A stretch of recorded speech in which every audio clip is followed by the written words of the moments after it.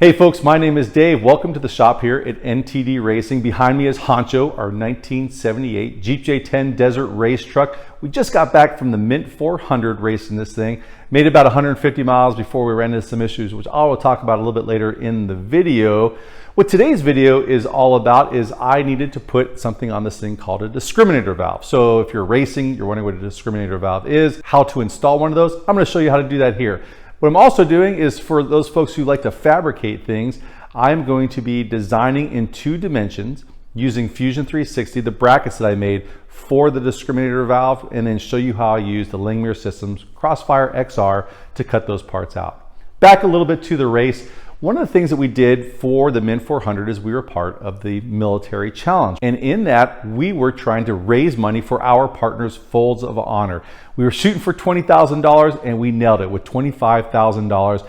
And I just wanted to take a moment to thank all those people that joined us in Operation Honcho to make that goal possible. There were a few specific people that I just wanted to point out that just went big time, and I couldn't thank you all enough. Dave Johnson, thank you. My mom, you know, your generosity always inspires me. Thank you so much. The Mary Crowley Foundation, we just met you out there in Vegas, and you donated a full scholarship for somebody, you know, who lost a parent out there, and thank you so much for doing that.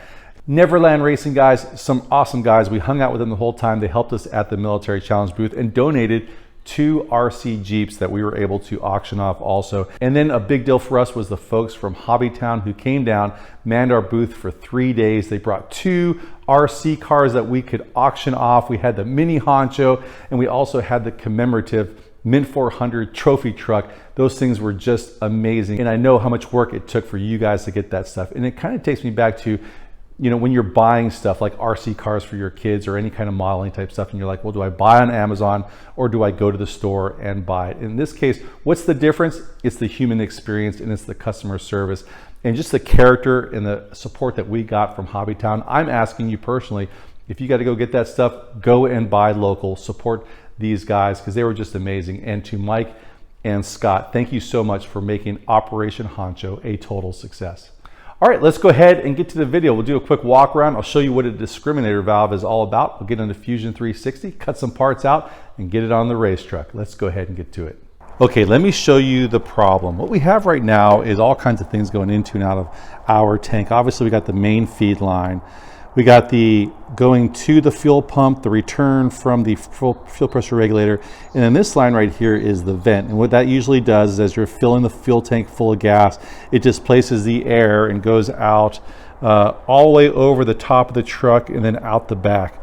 And what you need to put in there, and we haven't had in there yet, is something called a discriminator valve. And what that thing does, that's what this thing is right here, is it lets air flow up the discriminator valve and out the top. So it lets it flow normally.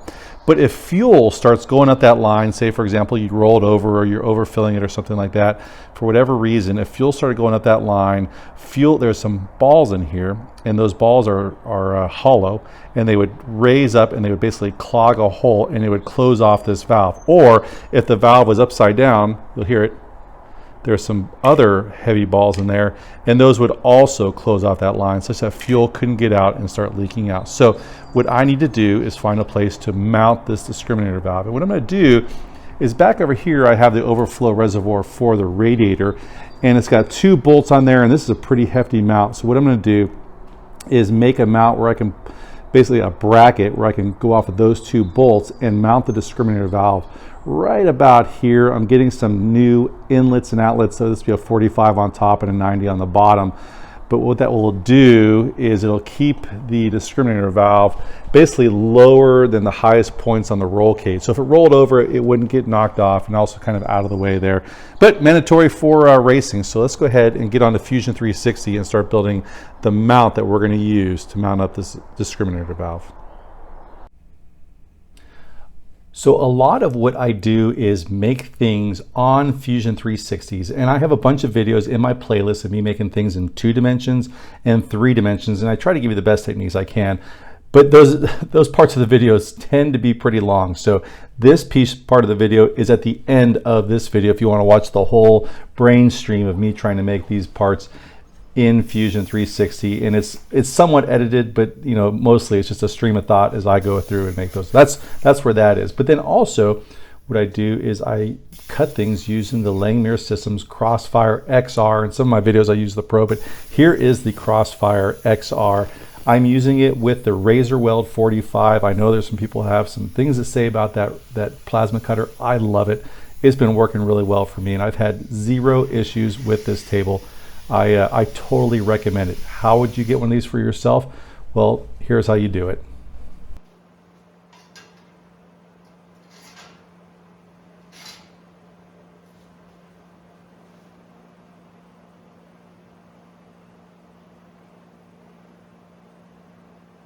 So how do you go about ordering one of these tables? Go to our website, ntdracing.com, and click on Fab Shop. From Fab Shop, scroll down, you'll see a bunch of the videos that I make with the Langmuir Systems CrossFire Pro and CrossFire XR. And then down here you see save $100 with code NTDRacing. Now that will take you to the Langmuir Systems page, but also my affiliate end of the page. So once you click on one of the products and then go and add it into your cart, what you'll see is that the discount is already added onto your order. And here is the discount right here, NTD Racing, $100. But let's say you were just at the Langmuir Systems webpage and you went to order it and there was no discount in there, then just in this box right here, you would put in NTD Racing, and then you would say apply, and you'll see you'll get $100 off on your order of the Pro. And later on, I think in the short term, it'll be also on the XR. You can try it. I'm not sure if it'll work.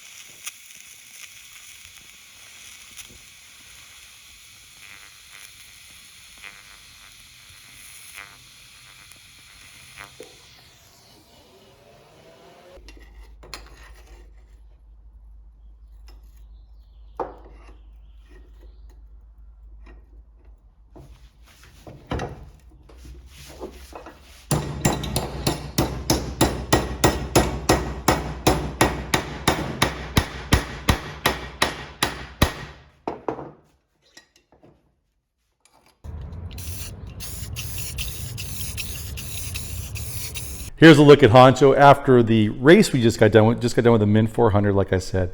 And all of the shocks are out right now, so it is down to full bump, but it definitely looks like a lowrider Honcho, which I kind of think is pretty cool. Two of the big things we had damaged is, one, we had a shock, and I'll show you that here in a second, that completely came apart. And then also the tail housing to our transmission cracked, and here's just a little piece of that tail housing there that kind of broke off and snapped off. We also had some transmission fluid leaking all over the place. I got to figure out what that is about, but I'll find that out later. But let's take a quick look at the discriminator valve and how we ended up plumbing that thing up. We come out of the fuel safe tank, which has a one-way valve in there already, but we come out of there with 1-inch hose. We neck it down to 3/4 inch. Kind of come all the way around behind our fire extinguisher, and the bottom here, that's AN12 lines coming out. And they were able to put that 3/4 inch line connected right onto that AN line there. It goes through to the discriminator valve and then out the top, all the way around the top of the vehicle, just usually by score.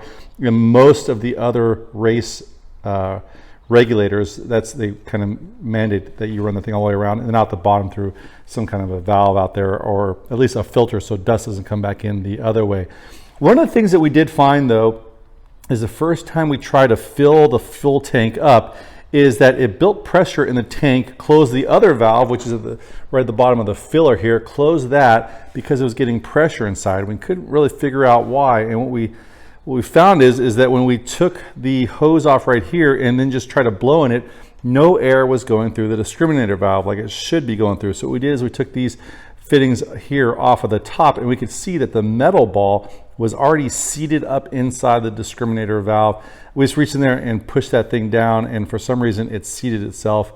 I don't know if it's the best idea in the world, but we just put a little bit of transmission fluid, just a little bit of lubricant inside there so the ball wouldn't necessarily stick in there. If it needs to, obviously there's a floater a float in here that'll push that ball up in there if it needs to, or if it goes upside down, it'll jam it in there. But we didn't want it just to go in there, bounce and stick in there, and then kind of end our race because we couldn't put fuel in the truck. But that's what it looks like as it's all together. All right, here are all the shocks in the back of my my truck right now. I'm taking these down to Down South Motorsports, and what they'll do is go through and check all the valve and actually replace every one of the seals and all of the shocks. I think it's a pretty reasonable price. It's like 170 bucks or something like that, but they will come back as brand new shocks, which is good, especially for this one. You can see here's the one end of our coilover, which basically ripped out of the shock, but the shaft still looks, you know, really good. And then here's the top end of that coilover right here, where it kind of ripped out the bottom. So we'll be taking that in, hopefully getting that thing repaired, because we have some events coming up in May. Well, I'll make sure that Honcho is totally ready to go, and these shocks should look brand new when we get them back from Down South Motorsports here in San Diego. One last big thanks goes out to everybody who donated to that military challenge, and most importantly, the guys over at Hobbytown. If you like what you saw here, there is a lot more of that to come. We are just getting started on Lefty, our budget trophy truck, and I'm working on the spindles right now. I'm starting making some videos for that, and that's when you can expect between now and November, trying to get that truck to the Baja 1000. Let's see if we can do it. Please consider hitting the like and subscribe, ringing the bell for notification of future episodes. Leaving a comment always helps us out. It tells that algorithm that you like what you see and just shows it to more people. Anyway, we sure do appreciate all that stuff and your support that you guys give to NTD Racing. We'll see you next week. Take care of yourself. Okay, here we go. So we're going to start making some parts on Fusion 360. Thanks for sticking along around this long. This will be me fumbling through Fusion 360. So we always draw, since I'm going to be using this on the plasma cutter, the Langmuir Systems CrossFire XR or the Pro or whichever one, we always draw on this Y and X axis. So I'm going to go ahead and grab one of these center point rectangles. I always find that's just the easiest to use. And this thing is, I like to use round numbers, so I'm going to go 4 inches wide by 5 inches tall. And there we go. That's how this thing is, big this thing will be. All right, now I'm going to try and put some holes down the side, which I will use to mount to the existing mount I already have on there. Now, the lines that are dark are going to be lines that will actually cut with the plasma cutter, and the lines I'm about to make, I don't want it to cut with the plasma cutter. I'm going to use what's called construction lines. So I want those holes to be about 3/4 of an inch in from the side. So to get construction lines on, you got to turn this little toggle on over here. So I'm going to start with a 0.75 inches is how far they're going to be displaced. And then the lines will be those two holes, the center to center is 3.9 inches. So what I'm going to do is draw a line, hit the hotkey L to draw a line that is 3.9 inches. There we go. And now I want that line to be centered on that point right there. So I'm going to hit this midpoint thing. I'm going to say I want this line to be centered on that point right there. And then now it's centered up and it all looks good. Now the holes that I'm going to be cutting in there, the bolts are 1/4 inch bolts. So, but I don't want to, my measurements might be off a little bit. So I don't want to have to hit it exactly on. So what I'm going to do is I turn the construction lines off again, because I want them to cut these lines. And I'm going to just say these little holes are going to be 0.4. And that'll give me a couple thousandths, to miss the point. So to get the circle up, you can either hit this button up here or hit hotkey C. And that gives me the option to have the circle 0.4. And then there are those, I'll put extra stuff on there. There are those two holes. So that's basically the whole plate. Now I am going to soften the sides here a little bit. I always use this fillet option. And I'm just going to go ahead and say that side, I don't know, just visually that looks about right. I want that one there also. Now I will also do it to this top corner, but I'm not going to do it to this bottom corner because I'm going to be welding a piece of that, and I want to weld all the way to the very end. So I'm not doing that side. So there you go. This is what the part looks like. Now to extrude it, to make it a 3D part, and the reason I do that is because it does make it a lot easier when you go to manufacture it if you have a 3D part. Just with Fusion 360 and the CAM, the computer-aided manufacturing part of this, it just makes it a little bit easier. So I'm going to hit hotkey E, and then I'm going to touch the part I want to extrude, and I am cutting into 1/8 inch plate, or 11 gauge steel is what I'll be cutting. So There's the part as it stands so far. And actually, this may not be completely done because I still might put like another hole over here. But there we go. We'll start with that part right now. Now we're going to go ahead and make some more parts. I'm going to make the brackets that will hold the discriminator valve on the bottom and then on the top. And there'll be two different kinds of brackets, and there'll be a little bit of fumbling through as I kind of figure out how to do that. All right, so the piece I'm going to make right now, I'm going to make again another sketch, and I just need to pick a plane. I'll pick that plane. Although I'm going to be making it over here to the side, it doesn't really matter where I put it. So I'm going to hit again the hotkey C. I'm going to build a circle, and the size of the outer body of the discriminator is about 2.3, so I'm going to make it 2.5 inches, so it actually sets off of whatever I'm making. It gives it a little bit of spacing. And in fact, maybe I'll make that just a little bit bigger. I'll give myself like a 2.75, and that just kind of lets me space this thing out so it's not running into anything. And then from there, I just want this thing to have a little welding location on the bottom, so I'm just going to make something that looks kind of like that, I guess. Doesn't really matter, kind of some kind of a square, so that it basically gives me something to weld to across the bottom and connect. So I'm going to erase a couple lines here. Well, actually, let me draw a line. So what I'm going to do now is just kind of connect some dots. I'll make this one tangential over here. This one should already be, for the most part, tangential over there. I'm going to go ahead and erase some parts in here. Erase that,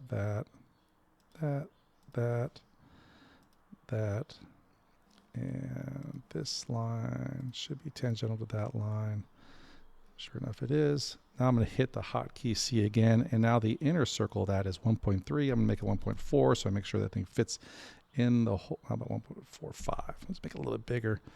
I like it just to make sure I don't mess something up. And now there's the part that I'm actually going to weld across this bottom part over here. So that I should have like a 1-inch welding surface there. There we go. There's the part that I will make, and that'll be the bottom base for this discriminator valve. And now I got to make the top base. What I'm going to do is I'm going to hit again hotkey E. I'm going to extrude this piece. Why are you looking like that? That shouldn't look like that. Let me escape. Go back over here and make. Let's do a tangential. Let's make this line should be tangential to that line, and then we'll go all the way in here and cut these. I don't know why I did that. Probably because I moved it before. Let me see, let's cruise down here and make sure this looks okay. Okay, it all looks pretty good. The big thing here is I got to make sure it's spaced off enough, and that holds about 1.4 inches. So this should be good. All right, let's go ahead. Again, hotkey E. I want to extrude this part. I don't know why I just zoomed in on me. I'll make it 0.125. There we go. Now I've got two parts right here. Now I need to make a third part. And what I basically want to have happen is this piece is going to weld across the bottom and be the bottom base. But now the top piece, I need to be able to slide it up and down such that it can kind of go in there and kind of sandwich the top and the bottom of the discriminator valve. So what I want to do is I'm going to go hotkey M for move. I'm going to go and say a body. I want that body. And I want to create a copy when I move it. And I just want to move it straight up and make a second one. There we go. I'm going to move it a little bit out of the way so that I can do some work on it, because I'm going to put a little flange down the side here. What that flange will be is about 1 inch wide with a hole in it so that I can basically make it to where I bolt it onto this plate over here. So there we go. So that is good. Now what I want to do is I want to create a sketch again. I want to create it on this piece, on this surface. And I just want to create like a rectangle again. So I'm going to grab that, and I don't know, I can just make up some numbers here. Let's make it a little bit of overkill, but just to make sure we don't mess it up. About there, 1.78. And we'll make it so, how about 1.2 by 1.75. There we go. Enter. So I got that piece right there. So now what I want to do is make an elongated hole, and I'm just making this up as I go. I'm going to hit the hotkey L. I'm going to turn on some construction lines, grab that midpoint, and just describe a line right down the center. And then I figure I want those holes to be, I don't know, maybe we'll go 0.4 from the bottom. Enter, and then we'll go from the top, and then we'll say hotkey L again, and we'll go 0.4 from the bottom. There, now I got my 2 center points. Now turn off construction lines again, hotkey C to get that circle up, and I'm going to make it a 0.3 inch circle, and another circle down here, which will be 0.3, and then I'm going to connect these circles up. So I'm going to get the line over there and make it tangential to that one, and make it tangential to this one, and I'm going to zoom in just to make sure I have it right, so it looks right when I cut these things. So that one's now tangential, and that one's now tangential. These are the constraints, so those are locked in there to those. So now you can see those are all like that. So now what I can do is I can go in here and cut these lines. So my wife is escaping the house. So now that I cut those lines, now I got that slot in there. And then again, just trying to make it a little pretty. I'm going to go grab this fillet, and I'm going to say, how about there? Let's go. Yeah, that's fine. And then I'll do one right here also.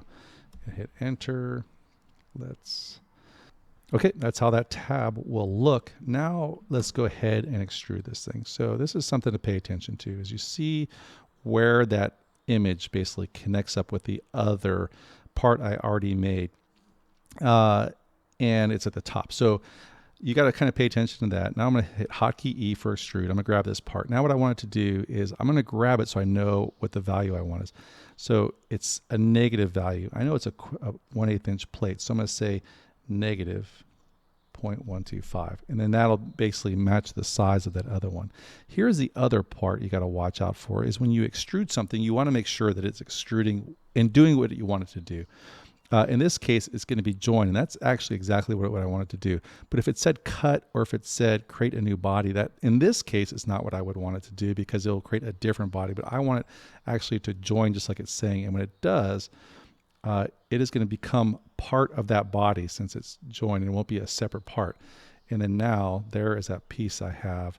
And then I'll be able to just basically chuck that thing in my vise and bend it over and then make a slot. So what I want to do over here now on this side is I want to make sure that I can move that thing. I have a hole where I can put a through bolt through there, and then I can slide that thing up and down. So to do that, I'm going to go ahead and create another sketch, but this time I'm going to create it again on this face.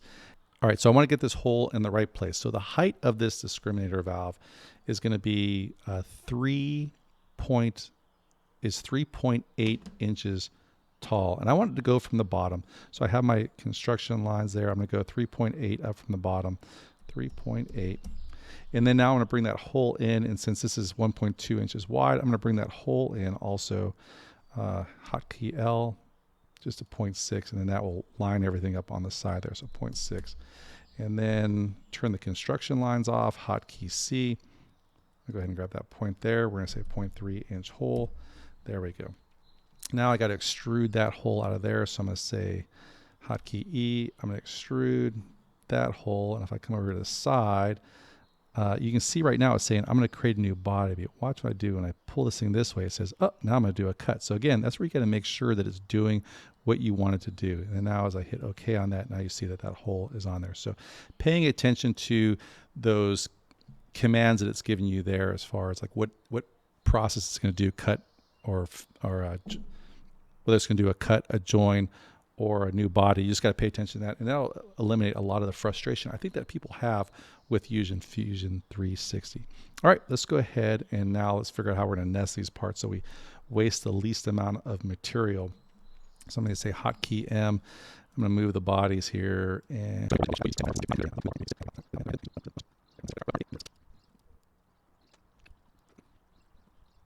all right, I give up. I think what I'll end up doing is I will just cut these things as individual pieces. And what that will allow you to do, as opposed to making one big part, it's a little more tedious because you got to make a file for each one of the parts, but it definitely does save money. And it's still so expensive right now. I'm like, I need to save some monies. So let me see. Let me orient this the way I think I'll probably find a piece of steel and make it as easy on myself as I possibly can to cut these things. So I'll say, okay. All right, now I think I've got everything I need to do to make this part. So let's go ahead and go to manufacturing. This, again, is the benefit of using Fusion 360 as the CAD and CAM is all in one place. So I'm going to go to setup here, and I just want to pick just this piece to cut. I always kind of start on the top left of my metal. I work down to the bottom right. So I'm going to use this point right here for my box point. And let me see, I'm going to call this the mounting plate. All right. There. So now I've got this set up. Now I got to go ahead and tell it to cut. Let's set the cutting. So I'm going to select, come over here into my library. I'm going to pick the Razor Well 45. Love that thing. Everyone hates it. I love it. I'm going to cut this thing at 100 inches per minute. And I'm going to enter and exit at 100 inches per minute. I'm going to go over and say, get that. It's got all the holes I want. That's right. Heat nozzle down, all that stuff. This has probably got to be a little bit smaller for that one hole, because realize that if the lead-in distance is like 0.2 inches and this circle right here is 0.3, it may not let me cut it. So I might change that to a 0.1. I kind of like this to be 90 degrees. And lead-in radius, I might say 0.05. Let's see if it lets me do that. I'm going to go ahead and enter this thing right there, and we'll go ahead and make a cut profile. So it's figuring that whole thing out. There we go. So what I look at here when I'm ready to go, or once I've made the cut profile, obviously around the outside, it usually doesn't have a problem making that cut profile. But sometimes, again, if you messed up like how big your lead-ins and your lead-outs are, you kind of see what's happening here. It'll make, it won't do that. It'll say like, well, it's trying to start your lead-in over here in the material and then come all the way out. So you got to come in and start over again. So I will just check to make sure that it's actually going to cut all the holes. And if you want, you can animate this thing and kind of see how your tool is going to move. I find that to be useful when you're cutting a whole bunch of stuff, to make sure that your tool doesn't like go over, like let's say you cut this piece and then it goes from here straight over here. And if this piece tipped up, it would strike that piece potentially. So that's something you can look at here, and just either warn yourself and just know that you got to be ready to grab it if it does tip up, or change the order that stuff's going to be cut. All right, from there, I'm going to go ahead and create the G code, pierce delay, 0.5 seconds. That sounds good. I like all that. I'm going to post it.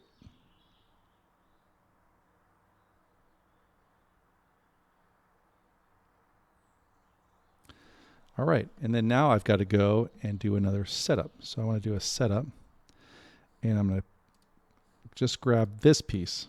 And again, the box point, I just want it to be that point right there. I'm going to go over here and I'm going to say this is going to be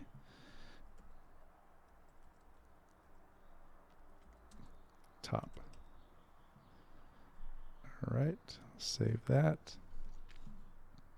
I'm going to go over to the cutting. The nice thing is it has saved all those values in there for me, so it should be a little bit quicker for me to go through and do all these. I'm going to start entering right there. I'm going to say okay, that should be good, and then I'm going to post that G code, post that, and then I'm going to go ahead and make this bottom one. I got to do another setup, so get rid of all those parts. I just want to cut that part. I'm going to enter again top left. Give it a name. If you can name it here or name it later on. It just seems easier for me to remember to name it here. All right. Cool. And then I'm going to go ahead and cut. All the tooling is right. I'm going to cut that thing. Get all the way down to the end. I want to enter, say right there. I like to enter on a curve. It just seems like it's easiest if it does leave a nick in there or something like that. It's the easiest way to clean it up afterwards. So there you go. I got that part. Let's say I cut everything I wanted to cut, and I'll post the cheat code. There we go. Post those. Let's go ahead. Now we got everything ready to go. Let's go ahead down to the Langmuir Systems CrossFire XR, open up the files and do some cutting.